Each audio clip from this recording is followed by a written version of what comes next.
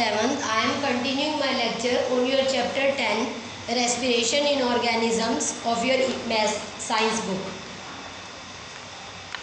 In the last lecture, I explained you about breathing and respiration. ठीक है, और अब हम उसी को कंटिन्यू करते हुए एक्टिविटी सीखेंगे कि what is the mechanism of breathing. Activity to make a model to demonstrate the mechanism of breathing. ये आप एक्टिविटी घर पे भी करके देख सकते हो अगर करना चाहो तो. बहुत इजी एक्टिविटी है. क्या क्या मटेरियल चाहिए? एक प्लास्टिक बोतल, ग्लास और plastic tube fixed with rubber cock, balloons, thin rubber और plastic sheet and thread. Cut the bottom of the plastic bottle. आप कोई भी एक ऐसी वाइट प्लास्टिक बोतल ले लो और उसको नीचे से उसका बॉटम काट दो. ठीक है. Fix to deflated balloons to the forked end of the white tube.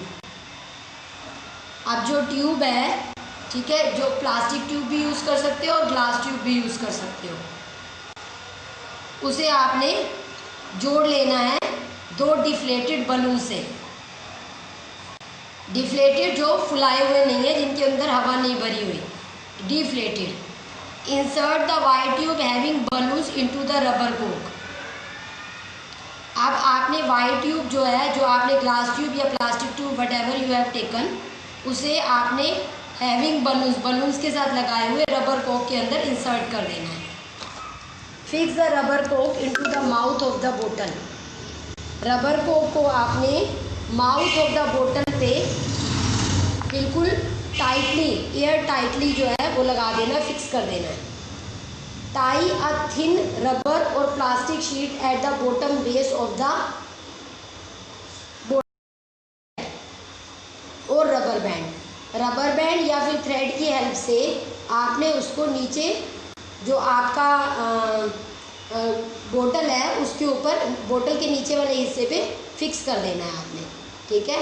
Plastic sheet जो आपने ली हुई है उसे आपने थ्रेड या फिर रबर बैंड की हेल्प से बॉटम ऑफ द बोतल पे लगा देना है. ठीक है, फिक्स कर देना है. अब insert first pull the rubber sheet downward gently and observe the balloons. अब आपने सबसे पहले क्या करना है, रबर शीट को नीचे की तरफ पुल करना है. तो आप क्या ऑब्जर्व करोगे? Now release the rubber sheet gently and again observe the balloon. अब उसे रिलीज कर दो और अब ऑब्जर्व करो क्या हुआ. तो आपने क्या ऑब्जर्व करना है, ऑब्जर्वेशन में पढ़ो. Balloons gradually expand on pulling the rubber sheet and balloons deflate when the rubber sheet is released. देखो एक बार दोबारा से एक्टिविटी सीखते हैं. पहले आप डायग्राम को बहुत ध्यान से, डायग्राम के अंदर ही देखो कि डायग्राम में आपने क्या देखा है कि आपके पास एक प्लास्टिक बोतल है, उसको आपने नीचे से काट दिया है. ठीक है. नीचे से उसको काटने के बाद क्या करना है, आपने एक ट्यूब लेनी है. ठीक है. ट्यूब प्लास्टिक ट्यूब ले सकते हो. उस प्लास्टिक ट्यूब्स के दो एंड्स पे आपको दो बलून्स लगाने हैं विच आर डिफ्लेटेड, जो फूले हुए नहीं हैं. ठीक है. फिर आपने एक कॉर्क लेनी है. कॉर्क के अंदर से ट्यूब को पास ऑन करना है और उस कॉर्क को जो है वो माउथ ऑफ द बोतल पे फिक्स कर देना है. ठीक. अब आपने एक रबर बैंड लेना है. ठीक है. और रबर बैंड की हेल्प से जो है आपने जो प्लास्टिक शीट या रबर शीट ली हुई है, आप रबर शीट लो, बेटर है.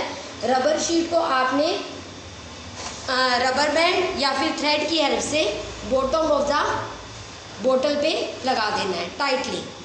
ठीक है. अब आपने एक्टिविटी स्टार्ट करनी है. ये आपका एक तरह से पूरा का पूरा जो कंस्ट्रक्शन थी वो ख़त्म हो गई है. अब आपने करके देखना है कि आप क्या करके देखना चाहते हो. ठीक है. सबसे पहले आपने जो नीचे लगाया हुआ है, आपने प्लास्टिक शीट लगाई है, उसे नीचे की तरफ पुल करोगे, जैसे कि आपको डायग्राम ए में दिखाया गया है. जैसे ही आप उसको नीचे की तरफ पुल करोगे प्लास्टिक शीट को, तो आपके जो बलून्स होंगे उनके अंदर हवा भर जाएगी. ठीक है. ये जो दोनों बलून्स है ना, ये लंग्स का काम कर रहे हैं आपके. ठीक है. जैसे मैंने आपको बताया था कि how the chest cavity increases. आपकी चेस्ट कैविटी कैसे बढ़ जाती है? जब आप इनहेल करते हो, हवा को अंदर लेते हो तो इनहेलेशन होती है, हवा अंदर की तरफ आएगी. जब आप उसे नीचे खींचोगे तो आपका एरिया बढ़ जाएगा, मतलब आपकी जो बाहर की हवा है वो अंदर की तरफ आएगी। आप देखो एरो की हेल्प से आपको बिल्कुल क्लियर दिखाया हुआ है। जब आप उसको नीचे की तरफ पुल करोगे तो आपका उसके अंदर एयर एंटर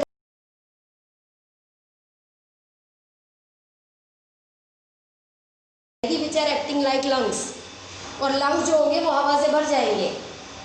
ठीक है, अब आप उसे अंदर की तरफ लेकर जाओ। ठीक है, आप जो शीट है उसको छोड़ दो, रिलीज कर दो। वो क्या है, रबर शीट है ना, रबर क्या होता है, खींचोगे तो एक्सपेंड करेगा, छोड़ोगे तो वापस अपनी पोजीशन पे चला जाएगा। तो डायग्राम में देखो रबर शीट दिखाई हुई है, रबर शीट को छोड़ दो। रबर शीट को छोड़ते ही क्या होगा, जो अंदर का वॉल्यूम होगा, एयर का वॉल्यूम होगा, वो आउट हो जाएगा, आपका बाहर चला जाएगा। एरो की हेल्प से देखो बाहर जाता हुआ दिखाया हुआ है, मतलब एक्सेलेशन। तो आपके लंग्स जो होंगे वो पिचक गए, देखो कॉन्ट्रैक्ट कर गए। लंग्स से पिच के मतलब बलून्स जो आपको लंग्स की फॉर्म में दिखाए हुए हैं उनमें से हवा बाहर निकल गई है, दे गेट कॉन्ट्रैक्टेड एंड जिस जैसे मैं बताती हूँ कि चेस्ट कैविटी रिड्यूसेस, तो इस तरह से चेस्ट कैविटी आपकी रिड्यूस होगी। तो ये जो आपका मॉडल है ये आपके ब्रीथिंग के मैकेनिज्म को शो कर रहा है कि ब्रीथिंग में इनहेलेशन और एक्सेलेशन का मतलब क्या होता है। इनहेल करने का मतलब है हवा को अंदर लेना, चेस्ट कैविटी का बढ़ना, लंग्स का फूल जाना, डायफ्राम का डाउनवर्ड चला जाना, रिब केज का ऊपर चला जाना, ठीक है, और आउटवर्ड चला जाना। और एक्सेलेशन में सब कुछ अपोजिट हो जाएगा, आपका रिब केज जो होगा वो डाउनवर्ड आ जाएगा, आपका डायफ्राम ऊपर चला जाएगा, आपका जो हवा है वो बाहर निकल जाएगी, चेस्ट कैविटी रिड्यूस हो जाएगी।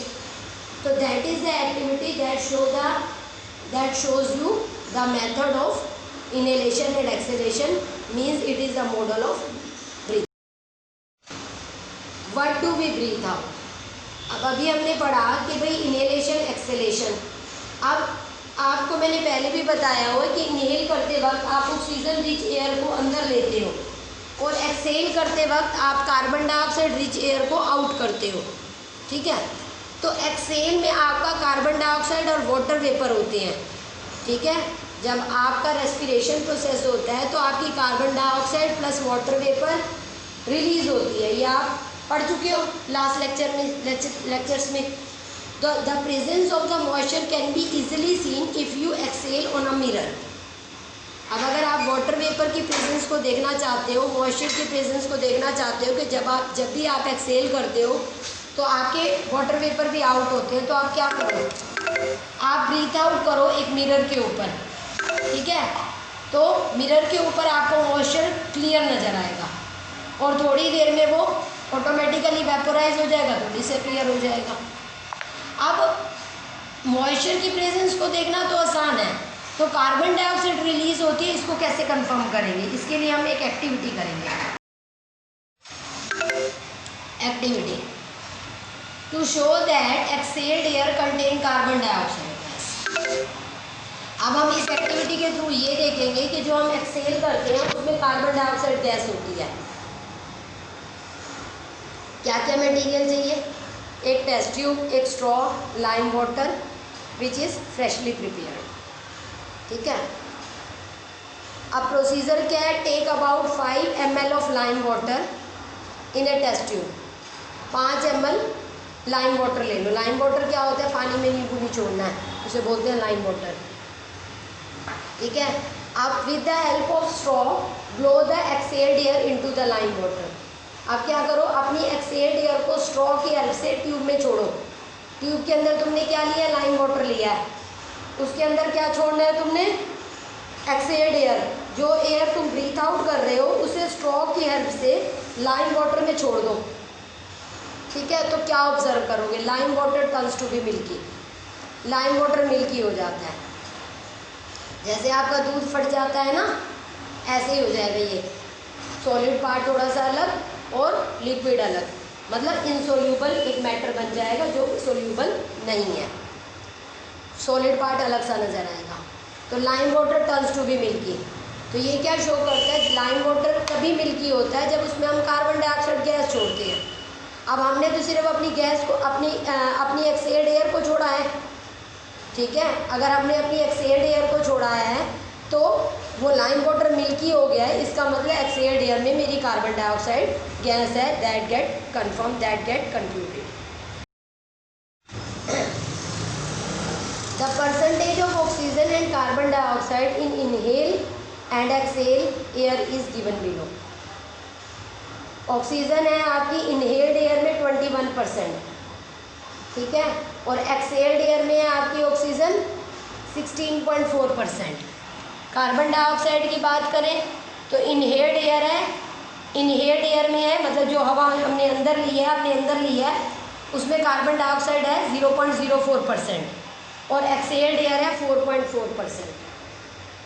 तो इस तरह से जब आप इनहेल करते हो तो ऑक्सीजन का अमाउंट कम होता है, लेकिन एक्सहेल्ड एयर में ऑक्सीजन का अमाउंट कम हो जाता है। मतलब जब इनहेल करते हो तो ऑक्सीजन का अमाउंट ज़्यादा होता है और जब एक्सहेल करते हो तो ऑक्सीजन का अमाउंट कम हो जाता है।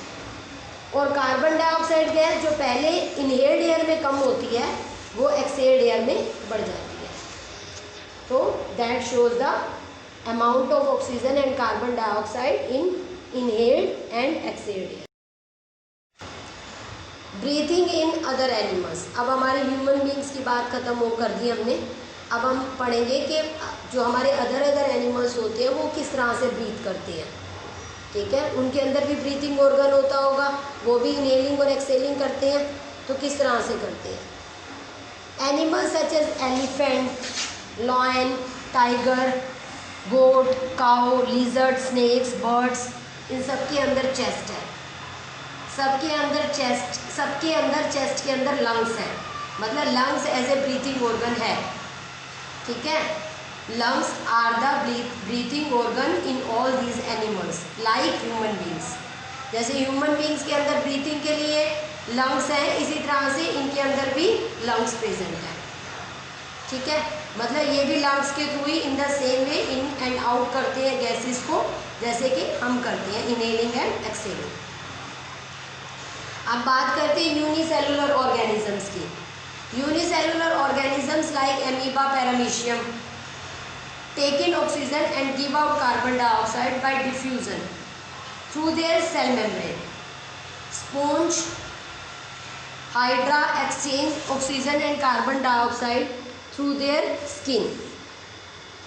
अब एमीबा और पैरामीशियम तो क्या है आपके यूनिसेलुलर बॉडीज हैं, ठीक है। यूनिसेलुलर बॉडीज जो होती हैं वो अपने सेल मेम्ब्रेन के थ्रू ही एयर को अंदर करती हैं और एक्सहेल करते वक्त भी अपने ही सेल मेम्ब्रेन के थ्रू। सेल मेम्ब्रेन क्या होता है, outer covering of the cell is said to be cell membrane. किसी भी सेल की जो आउटर मेम्ब्रेन है that is known as cell membrane. उनके अंदर है ही एक सिंगल सेल, ठीक है, तो एक सिंगल सेल ही प्रेजेंट है, तो वो अपनी सेल मेम्ब्रेन के थ्रू ही ब्रीथ इन भी करते हैं और ब्रीथ आउट भी। कार्बन डाइऑक्साइड बॉडी में बन जाने के बाद ब्रीथ आउट भी उसी प्रोसेस से करते रहते हैं। ये एक रेगुलर प्रोसेस होता है जो कभी भी स्टॉप नहीं होता किसी भी लिविंग बॉडी में। अब हाइड्रा जैसी बॉडी जो है वो स्किन के थ्रू ब्रीथ करती है। स्किन मतलब उनकी स्किन के अंदर पोर्स प्रेजेंट होते हैं by which they take in oxygen and take out carbon dioxide gas. Breathing in cockroach. A cockroach has small openings on the sides of the body. Other insects also have similar openings. These openings are called spiracles. Insects have a network of tubes called tracheae for the gas exchange.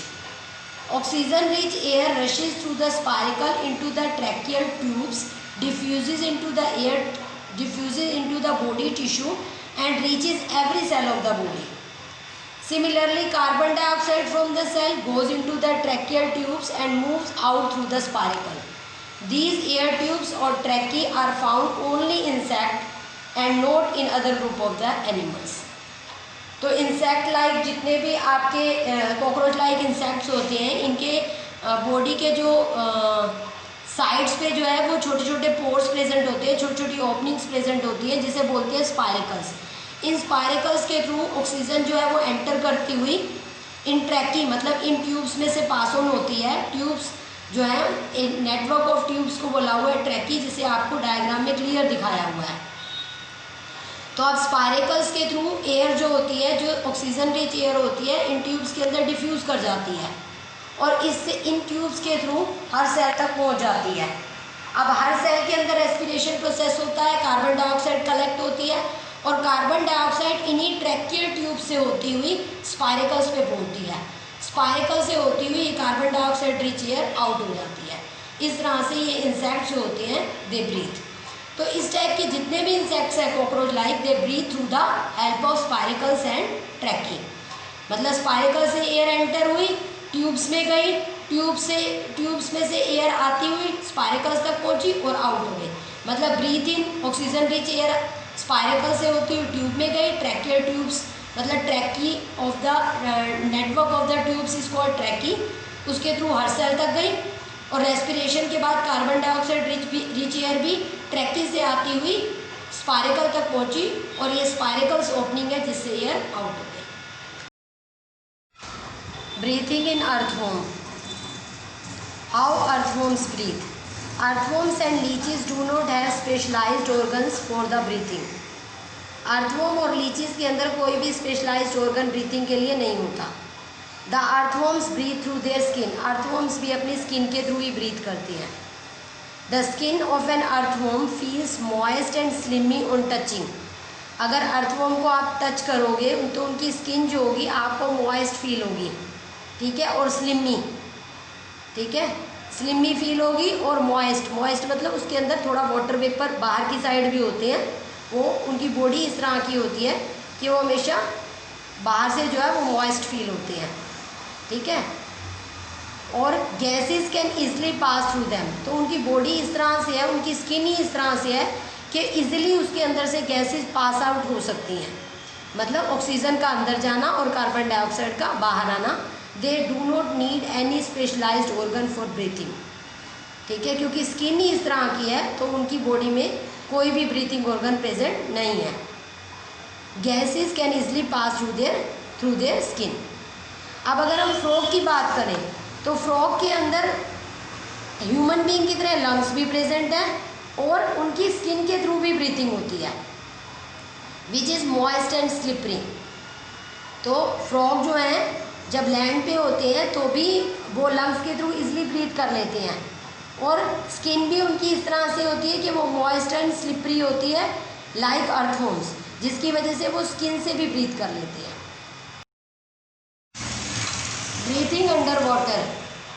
अब जो animals पानी के अंदर रहते हैं वो कैसे breathe करते हैं। अब ये देखो फिश दिखाया हुआ है, फिश का डायग्राम आपको दिखाया हुआ है, ठीक है। इसकी बॉडी में गिल्स होते हैं। ये गिल्स जो होते हैं ये इनका ब्रीथिंग ऑर्गन है। आपको डायग्राम में बिल्कुल क्लियर दिखाया हुआ है, गिल्स आर शोन, ठीक है। ये गिल्स के थ्रू जो है वो ऑक्सीजन जो वाटर के अंदर डिजोल्व फॉर्म में होती है उसको ये ले लेते हैं। वाटर जो होता है इनकी गिल्स के ऊपर से पास ऑन होता है तो these gills absorb oxygen from the water. Gills are projections of the skin. You may wonder how gills help in breathing. Gills are well supplied with blood vessels for exchange of gases.